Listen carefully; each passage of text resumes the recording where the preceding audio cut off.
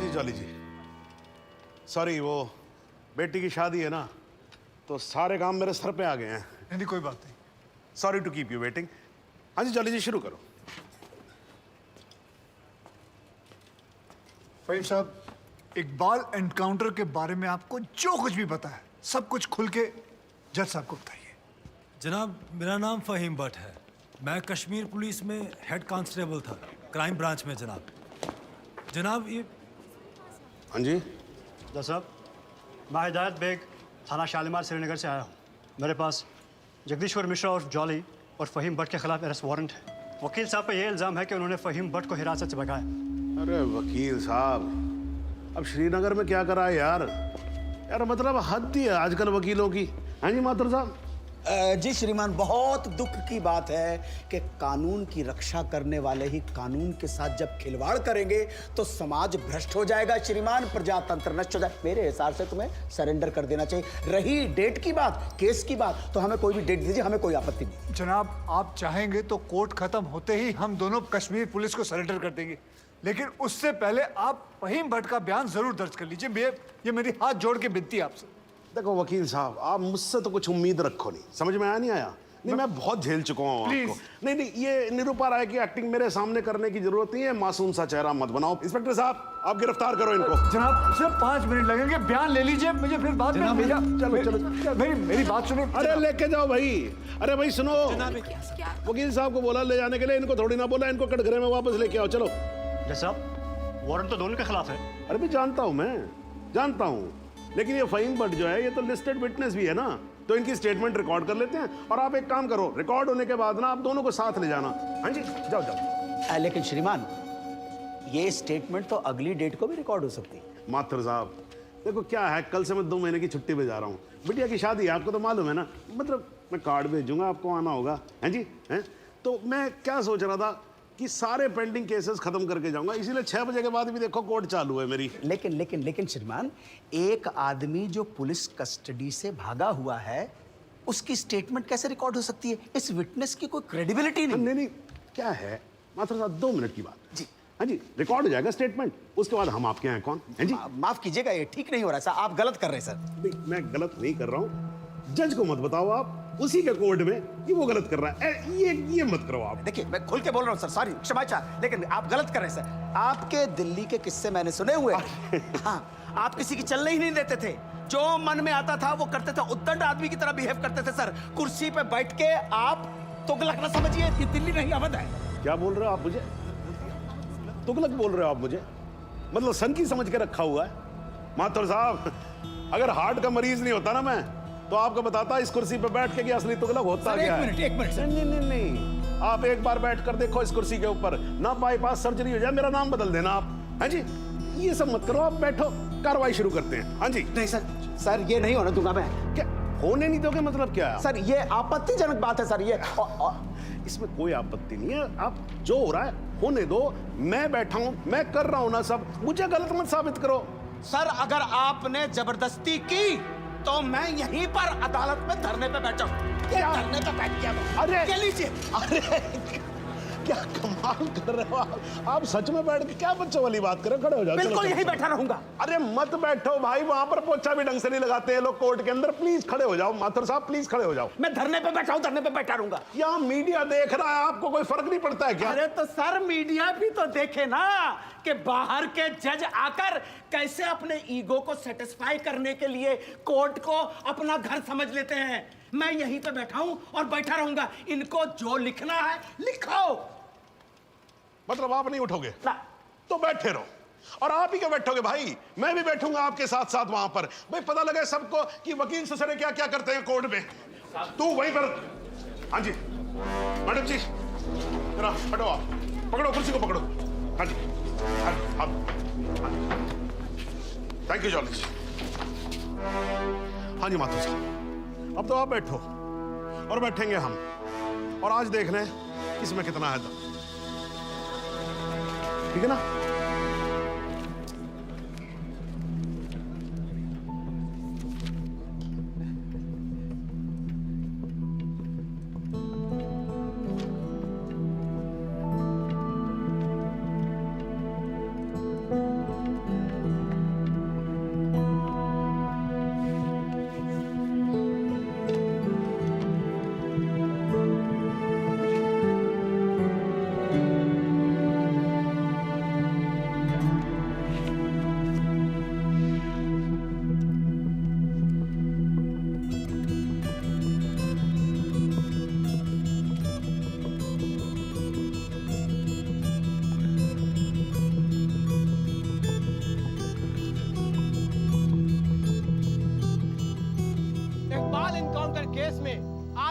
जो कुछ भी हुआ वो शायद भारतीय न्याय व्यवस्था के इतिहास में पहली बार हुआ होगा।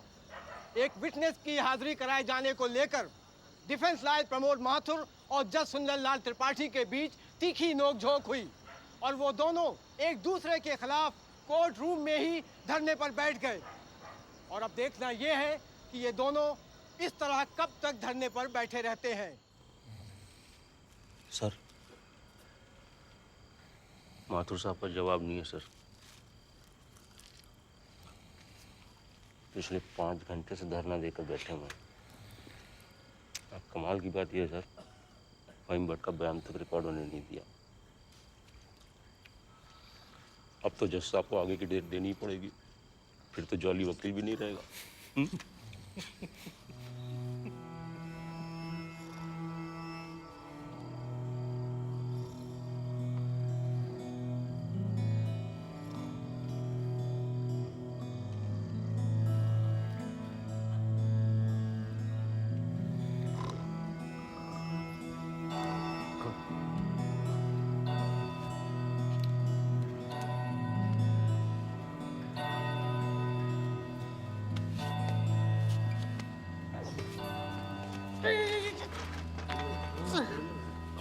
सर,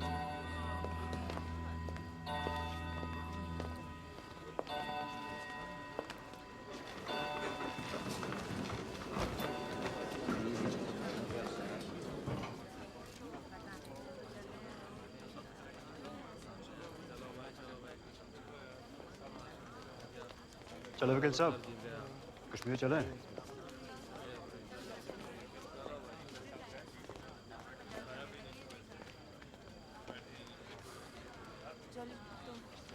मैं चलता हूँ।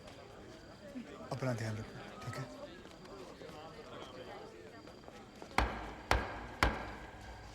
The court resumes. आप सब लोग बैठ जाइए और भाई जरा कोर्ट में शांति बना के रखिएगा। श्रीमान, इट इज मिडनाइट 12। आप हमें अगली कोई भी डेट। तो माथुर साहब, आपकी पिछली डेट क्या थी? 13 अगस्त, हैं जी? अब हो गई 14 अगस्त। तो आपकी अगली डेट है 14 अगस्त 12:05 AM। श्रीमान, आधी रात बीत चुकी है, प्रोसीडिंग में तो सवेरा हो जाएगा। आजकल तो सुप्रीम कोर्ट भी भाई 3-3, 4-4 बजे तक काम करता है।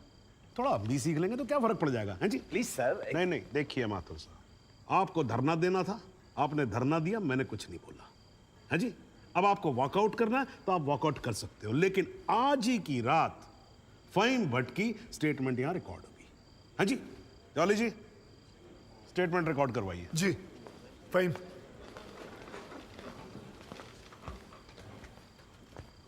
जनाब, बहुत बहुत शुक्रिया। फहीम साहब को बताओ क्या क्या हुआ था। जनाब, इस इनकाउंटर से कुछ महीने पहले हमने एक इंटेलिजेंस रिपोर्ट भेजी थी सिंह साहब की टीम को, जिसमें एक कश्मीरी मिलिटेंट इकबाल कादरी के डिटेल्स थे जो यहाँ लखनऊ में छिपा था। जनाब, इस इनकाउंटर से एक दिन पहले मुझको फ़ोन करके यहाँ बुलाया गया ताकि मैं इस बात की शिनाख्त कर सकूं कि जिस इकबाल को इन्होंने पकड़ा है वो इकबाल कादरी है या नहीं। जनाब, जब मैं यहाँ पहुँचा तो उस शख्स का निकाह हो रहा था। मैं देखते ही समझ गया कि ये इकबाल वो इकबाल नहीं है। मगर जनाब, सिंह साहब की टीम ने मुझ पर प्रेशर बनाया कि मैं अपनी रिपोर्ट में ये कहूँ कि इकबाल कासिम ही इकबाल कादरी है। मैंने ये करने से मना कर दिया और मैं श्रीनगर वापस चला गया। फिर जनाब, जब मैंने इनकाउंटर की न्यूज़ पढ़ी तो मेरे को जनाब बड़ा अफसोस हुआ। मैंने श्रीनगर में अपने अफसरों को बताया तो बोले बात को रफा दफा करो। मैंने बहुत समझाया उनको, वो नहीं माने। जब वो नहीं माने तो मैंने दिल्ली में सेंट्रल एजेंसी को इस इनकाउंटर की कंप्लेन कर दी।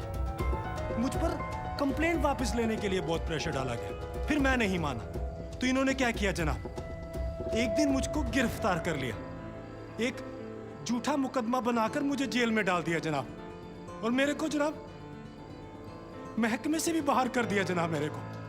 शुक्रिया जनाब। माथुर साहब, आप कुछ कहोगे या नाराज हो अभी तक? अरे नहीं नहीं श्रीमान, आपकी नाराजगी मोल लेकर अपनी दुकान थोड़े बंद करवानी है। मगर मैं तो ये पूछना चाहता हूँ, आप तो गुस्सा नहीं है? नहीं नहीं, मैं नाराज और आज कुछ नहीं हूं, लेकिन यार अगली बार से तुगलक मत बोलना मेरे को, हाँ जी माथुर साहब, मतलब इस कोर्ट में बैठे बैठे मेरे बाल सफेद हो गए। I think I deserve some respect. क्षमा प्रार्थी हूँ श्रीमान। ठीक है, आप शुरू करो। फाइन बट आप माननीय न्यायाधीश महोदय को बताएंगे कि ये केस क्या है, इस अदालत में हम किस सच्चाई की खोज कर रहे हैं। ये कि कांस्टेबल भदौरिया और इकबाल की मौत कैसे हुई। तो आपने अभी जो राबी चिनाब झेलम जैसी लंबी कहानी सुनाई है, उससे कहीं ये साबित होता है कि इन दोनों की मौत कैसे हुई? क्योंकि मौके वारदात पे आप तो थे नहीं। जी नहीं, लेकिन ये तो पता चल। लेकिन वेकिन कुछ नहीं। अगर कोई और फिल्मी कहानी सुनानी हो तो जज साहब को सुनाई। इनको फिल्मों में बहुत इंटरेस्ट है, मुझे बिल्कुल कोई दिलचस्पी नहीं है। मुझे तो मेरे प्रश्न का सीधा साधा जवाब दे दो यार, यस और नो। जी नहीं।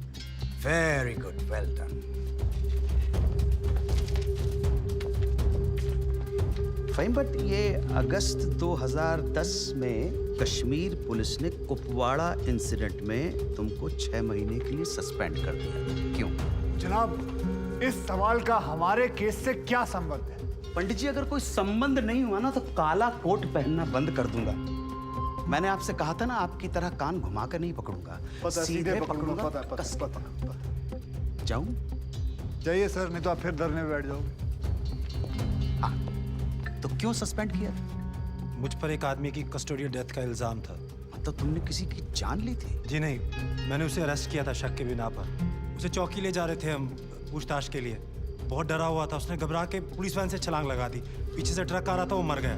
फाइन बट एक बात बताओ, चलती वैन में तुम्हारी पकड़ से एक आदमी डर के मारे कूद सकता है, तो क्या ये मुमकिन नहीं है कि उसी डर के मारे कोई अपराधी कूद जाए, कांस्टेबल की बंदूक छीन ले और भागने की कोशिश करे? जनाब, लीड किया जा रहा है विटनेस को। Objection overruled, please sit down. जी ऐसा हो सकता है। तो खुल के कहो ना गुरु, हम सब अच्छी तरह से समझते हैं कि तुम्हारे साथ ऐसा हो चुका है। तो तुमसे बेहतर कौन बता सकता है कि ऐसा किसी के साथ भी हो सकता है, राइट? जी। Very good. बस अब एक आखिरी सवाल। तुमने अभी अपने स्टेटमेंट में कहा कि तुमको 6 महीने के लिए सस्पेंड कर दिया गया था। तुम्हारे खिलाफ केस क्या बनाया गया? मुझ पर इल्जाम था कि मैंने एक कॉन्फिडेंशियल इंफॉर्मेशन दुश्मन को सप्लाई की। मगर वो इल्जाम झूठा है जनाब। जनाब, मुझे जेल में इसलिए डाल दिया गया क्योंकि मैंने इस मामले की कंप्लेंट सीबीआई को कर दी थी। ये तो तुम कह रहे हो ना, तुम्हारे कहने से मुकदमा झूठा नहीं हो जाएगा और तुम निर्दोष साबित नहीं हो एक मिनट जाओगे। जनाब, साहब भूल रहे हैं कि जब तक आरोप सिद्ध ना हो जाए तब तक आरोपी निर्दोष होता है। That is the point, वकील साहब। That's the bloody point। और श्रीमान, इस तर्क के आधार पर तो इंस्पेक्टर सूर्यवीर सिंह और उनके साथी निर्दोष हुए ना सर। लेकिन 2 मिनट के लिए श्रीमान ये अखबार पढ़िए, टीवी खोल के देखिए। सारा मीडिया, सारा समाज, सारा देश इंस्पेक्टर सूर्यवीर सिंह और उनके साथियों को दोषी डिक्लेयर कर चुका है। His reputation, his career, his future is finished. अजब जलवा है हुजूर आपकी अदालत का, जहां एक आदमी जिस पे देशद्रोह का इल्जाम है, वो उस आदमी पर इल्जाम लगा रहा है जिसने मातृभूमि की सुरक्षा की शपथ उठाई है।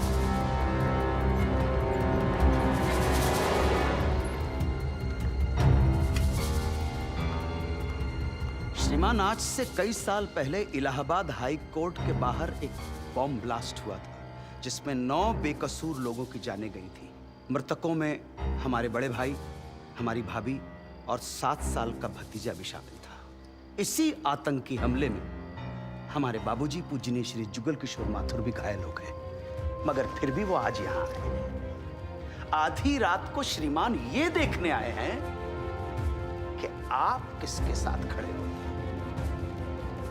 और श्रीमान, मैं ये पूछना चाहता हूं कि क्या ये न्यायालय इतना कमजोर है कि फैसला भी नहीं कर पा रहा है कि देश को सूर्यवीर जैसे अफसरों की जरूरत है या इकबाल कादरी जैसे हत्यारों की। और श्रीमान, अंत में सिर्फ इतना निवेदन करना चाहता हूं कि हम कितना ही अनजान बने रहें, कबूतर की तरह आंखें बंद करके बैठे रहें, लेकिन हकीकत यह है श्रीमान that we are in a state of war.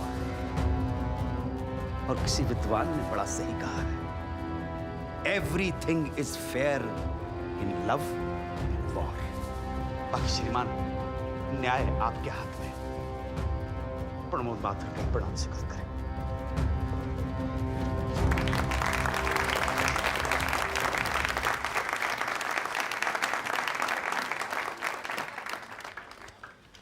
हाँ जी जॉली जी, योर टर्न। जी सबसे पहले तो मैं सिंह साहब से कुछ सवालात करना चाहूंगा। सिंह साहब, आप विटनेस बॉक्स में आइए।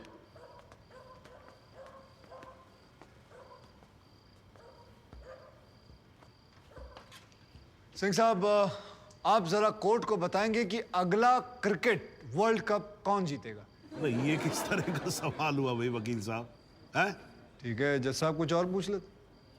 अच्छा सिंह साहब, क्या आप कोर्ट को बता सकते हैं कि अगले इलेक्शन में आम आदमी पार्टी को कितनी सीट्स मिलेंगी? दिमाग खराब, पगला गया क्या? तो गोली और खाएगा?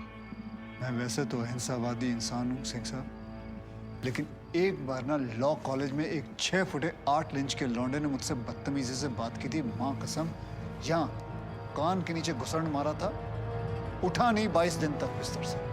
अगर यकीन ना हो ना तो माथुर साहब से पूछ नहीं वकील साहब, देखो देखो यार, आराम से, कोर्ट है, सवाल करो, बवाल क्यों कर रहे हो यहाँ पर? हाँ सरकार, ये मुझे पागल कह रहा है, बदतमीजी से बात कर रहा है। सिंह साहब, क्यों कर रहे हो आप बदतमीजी से बात? छोड़ दो ना, जाने दो, आराम से कंटिन्यू प्लीज। चलो एक और बार ट्राई करते हैं। सिंह साहब, क्या आप बता सकते हैं कि सलमान खान की शादी कब होगी? अरे वकील साहब, क्या बातें कर रहे हो? इंस्पेक्टर हैं वो, जोशी थोड़ी ना है। अगर ये जोशी नहीं है तो फिर इन्हें कैसे पता था कि ठीक सुबह 6:45 पे इकबाल को पेशाब आएगा? कैसे पता था जब उनको पेशाब आएगा तो गाड़ी गोमती नदी का पुल क्रॉस कर रही होगी? इन्हें कैसे पता था कि इकबाल कांस्टेबल भदौरिया की रिवॉल्वर छीन कर भागने की कोशिश करेगा? शादी में तो थे नहीं, फिर पुल पर कैसे पहुंचे तुम? इधर इधर, मैं यहां खड़ा हूं, आप पुल पे पहुंचे कैसे? इत्तेफाक। लो जी, इत्तेफाक। ऊपर वाले के आशीर्वाद से सही समय पे सही जगह पहुंच गए। बाय गॉड, बड़े इत्तेफाक हैं आपकी स्टोरी में सिंह साहब। जनाब, मेरे पास ये इनके 25 एनकाउंटर का कच्चा चिट्ठा है। ऐसे इत्तेफाक कई बार हो चुके हैं इनकी जिंदगी में। अपराधी गोली चलाने वाला होता है कि पहुंच जाते हैं शक्तिमान बनकर, और सिर्फ लखनऊ में नहीं बल्कि दूसरे शहरों में भी। जनाब,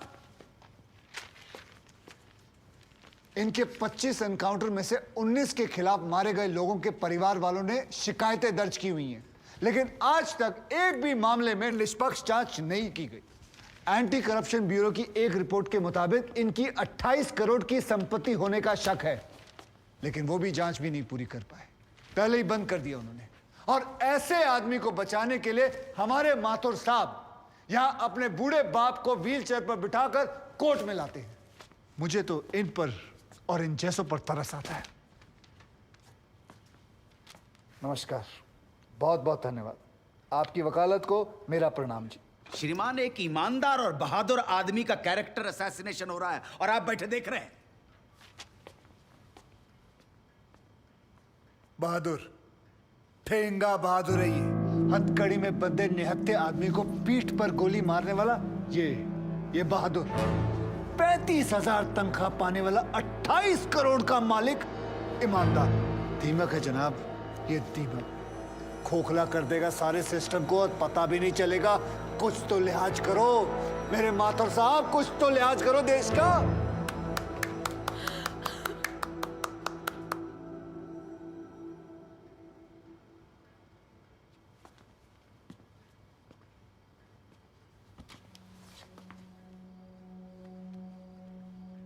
मैं जुगल किशोर माथुर साहब का दर्द समझ सकता हूं। मेरी वजह से तो एक औरत ने अपनी जान ली थी और मैं महीनों चैन से नहीं सो पाया था। लेकिन माथुर साहब ने तो अपनी बेटी, बहू और पोते को खोया। उनका दर्द उनके अलावा इस कोर्ट में सिर्फ एक ही आदमी समझ सकता है, ज़हूर सिद्दीकी साहब। इन्होंने भी अपनी बेटी, दामाद और होने वाले नाती को खोया है। दर्द में ये दोनों एक जैसे हैं जनाब। अब इन्हें जुगल किशोर सिद्दीकी कहूं या फिर इन्हें सहूर किशोर माथुर, कोई फर्क नहीं पड़ता। जनाब, गोमती नदी के पुल पर उस दिन 2 जानें गई थी। एक 12 घंटे पहले दूल्हा बने, हाथों में मेहंदी लगाए इकबाल कासिम की थी, और दूसरी 20 दिन में रिटायर होने वाले कांस्टेबल बलदेव सिंह भदौरिया की। और जनाब, ये हैं कांस्टेबल भदौरिया की पत्नी, जो अपने पति को खो चुकी है और जेल में बंद अपने बेटे की बेल करवाने के लिए कोर्ट के चक्कर काट रही है। अब इन्हें क्या कहेंगे माथुर साहब? मुस्कुराइए, आप लखनऊ में।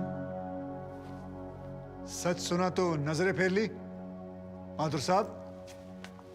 ओ माथुर साहब, इत्तेफाक सिर्फ तुम्हारे साथ नहीं होते सिंह, ऊपर वाले की बड़ी कृपा है मुझ पर। इस दफा एक इत्तेफाक मेरे साथ भी हुआ है। बाय गॉड, मजा आएगा। पंडित जी को लाइए, लाइए जल्दी।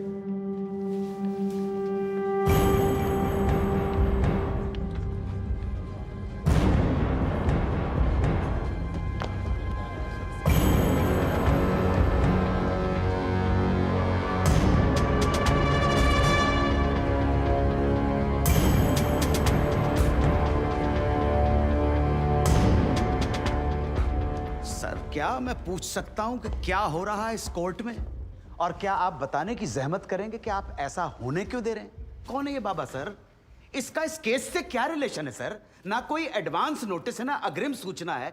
क्या रेलेवेंस क्या है और आप इसे अलाउ कर रहे हैं? जनाब, इस विटनेस का नोटिस देता ना तो ये विटनेस यहां नहीं होता, किसी मुर्दा घर में गड़ा हुआ होता। इस आदमी को मैं पकड़ के नहीं लाया हूं, पुलिस वाले पकड़ के लाए हैं। और जनाब, इस विटनेस का इस केस के साथ डायरेक्ट कनेक्शन है।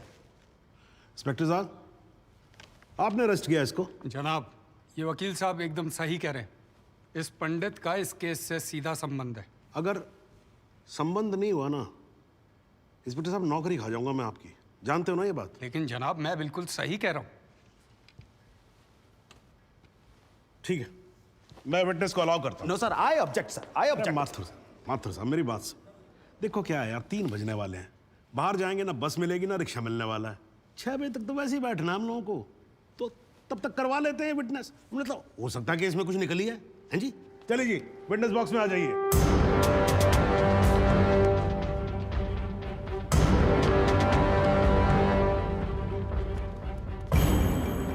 नमस्कार पंडित जी, क्या हाल है आपका?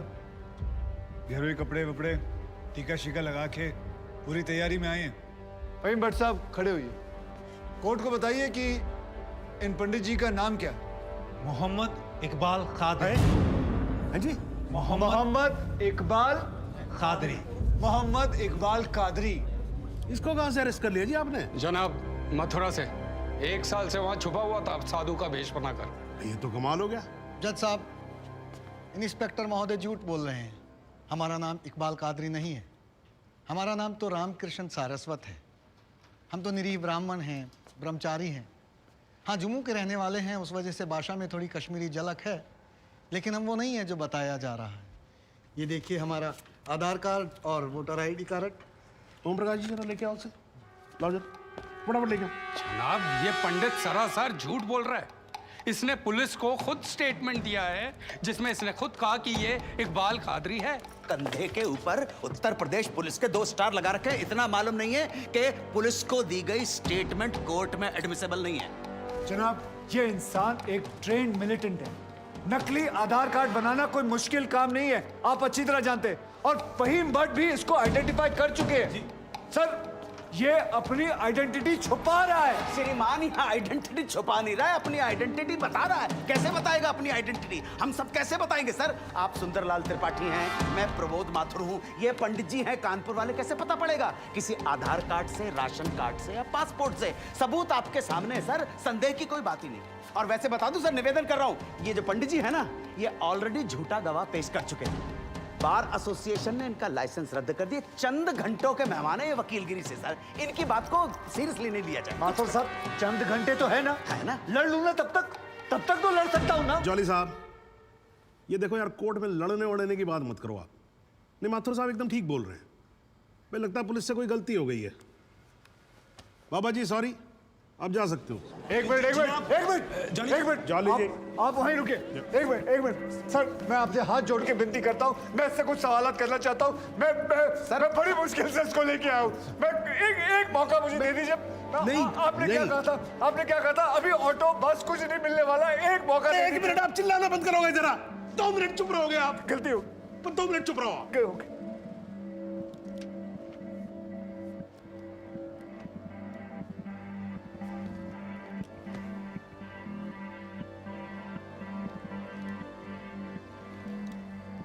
ठीक है, मैं विटनेस को अलाउ करता हूँ। अरे सर, अब क्या सर, माथुर साहब, I think court has the right to decide. Okay जी, and court has decided. Please. Thank you.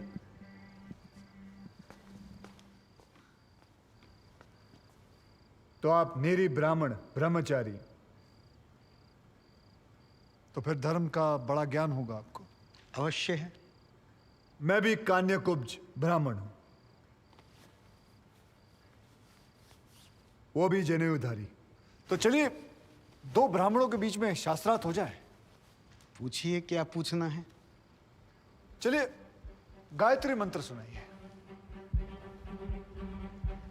ओम भूर्भुवस्वः तत्सवितुर्वरेण्यं भर्गो देवस्य धीमहि धियो यो नः प्रचोदयात्। बहुत बढ़िया, पूरा नाम बताएं। रामकृष्ण प्रेम कृष्ण सारस्वत। धर्म? हिंदू धर्म में कितने वेद हैं? 4। नाम बताएं। ऋग्वेद, सामवेद, यजुर्वेद, अथर्ववेद। 4 युगों के नाम बताएं। सतयुग, द्वापर, त्रेता, कलयुग। वर्ण कितने हैं? 4। ब्राह्मण, क्षत्रिय, वैश्य, शूद्र। आपका वर्ण क्या है? ब्राह्मण।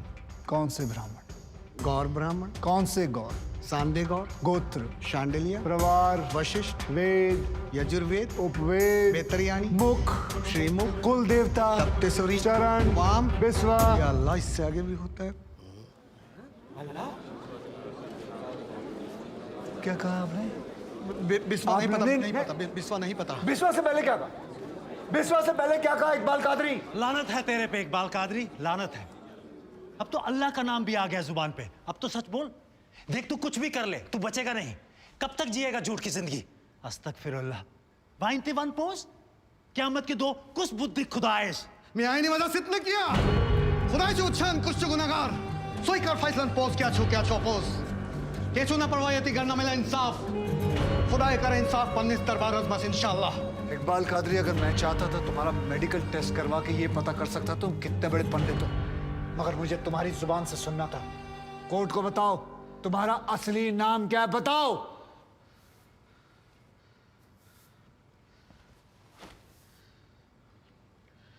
जज साहब, मेरा नाम मोहम्मद इकबाल कादरी है। मुझे सिंह साहब ने अरेस्ट किया था। मैं उनकी कस्टडी में था, लेकिन उन्होंने मुझे कोर्ट में पेश नहीं किया। मैं जानता था कि वो मेरा एनकाउंटर करने वाले हैं। एक दिन मौका देखकर मैंने उनसे कहा कि अगर वो मुझे जाने देंगे तो मेरे आदमी उन्हें बहुत सारा पैसा देंगे, और उन्होंने मेरी बात मान ली। इसे लेके कहाँ जा रहे हैं? सिंह साहब ने आजाद कर दिया। जा रहा आजा। सिंह साहब को कितने पैसे दिए? 50 लाख, 25 लाख एडवांस और 25 एनकाउंटर के बाद। आई ऑब्जेक्ट श्रीमान।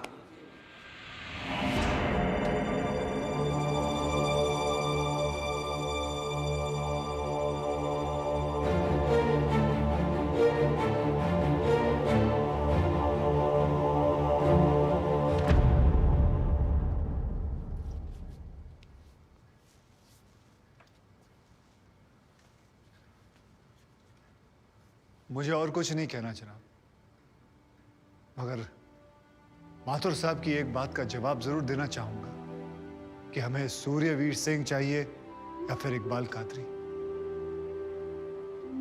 जनाब, हमें दोनों ही नहीं चाहिए। हमें ऐसे कादरी नहीं चाहिए जो बेगुनाह लोगों को मारना जिहाद समझते हैं, लेकिन हमें ऐसे सूर्यवीर सिंह भी नहीं चाहिए जो पैसों के लिए एक मिलिटेंट को छोड़ देते हैं और किसी बेकसूर की जान ले लेते हैं। मैं हिम्मती बहादुर पुलिस वालों को सलाम ठोकता हूं, झुककर सजदा करता हूं, लेकिन जिसके हाथ किसी बेकसूर के खून से रंगे हों उसे मैं वही कहूंगा जो वो है, कातिल। और ऐसे राक्षसों से बच के रहिएगा माथुर साहब। किसी ने 25-30 लाख ज्यादा दे दिए तो क्या पता अगला इत्तेफाक आपके साथ हो जाए।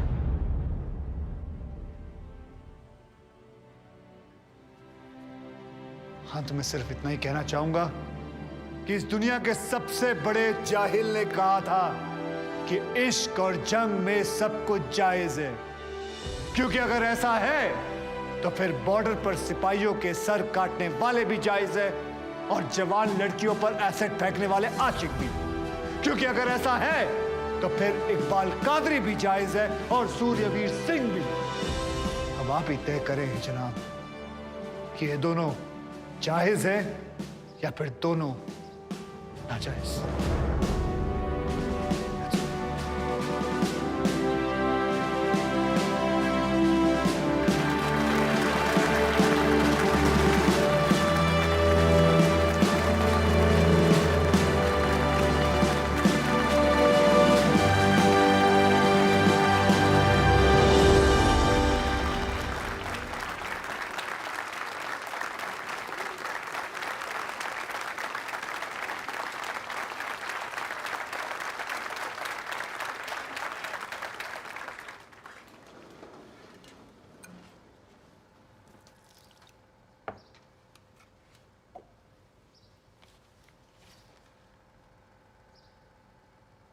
सालों में एक बार कभी कोई ऐसा केस आता है जब इस कुर्सी पे बैठने का अफसोस नहीं होता है।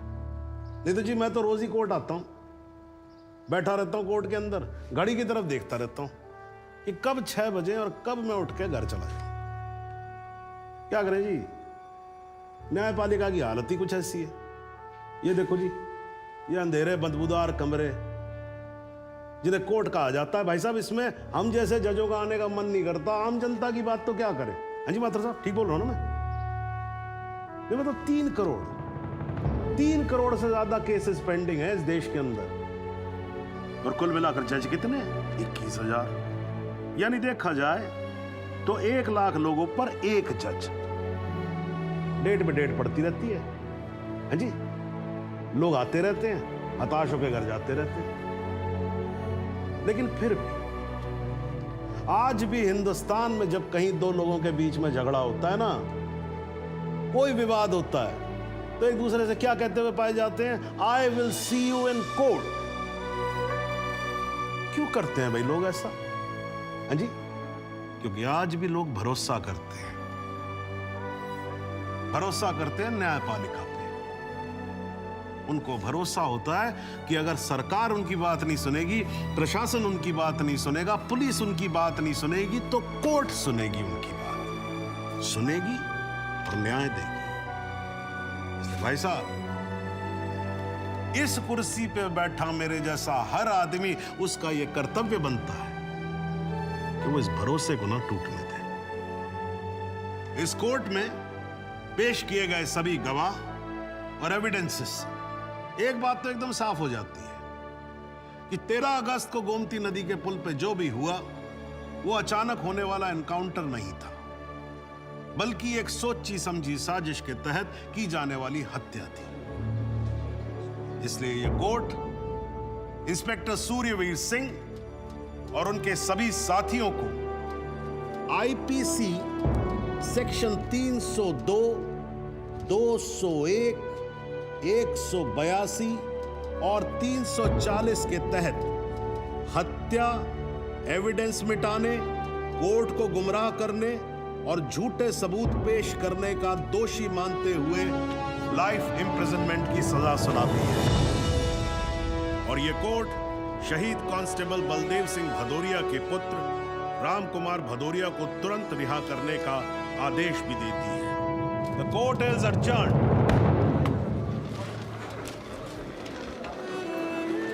बहुत बहुत मुबारक। Thank you thank you thank you sir. आजा जरा रास्ता दे दीजिए प्लीज।